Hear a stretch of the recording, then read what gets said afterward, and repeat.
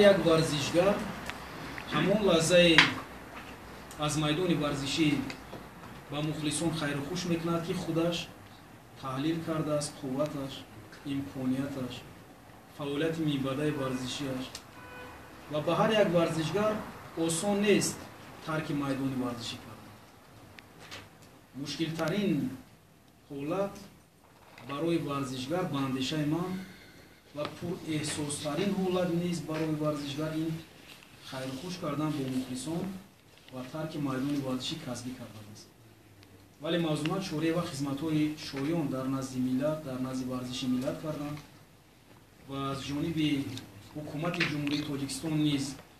тамоми имтиёзҳо ва қадрдониҳое ки мавҷуд аст ба мавзумат чораи ва пешниҳод гардидааст, он кас бархурдор ҳастанд ва бо назардошт ё ки мутахассиси соҳа ҳастанд, мураббии хуб ҳастанд ва дар низоми варзиши кишвар чунин шахсон барои мо лозим ҳастанд. Кумитаи миллии олимпикӣ роҳбарии онро президенти ҷумҳурии Тоҷикистон ҷаноби оли муҳтарам Эмомалӣ Раҳмон ба зимма доданд. Мавзумат чораи ва ба кор даъват гардид ва айни замон ҳамчун мудири шуъбаи варзиши Кумитаи миллии олимпик кор мекунад ва минбар фаъолияташро ман фикр мекунам дар ҳамроҳӣ бо мо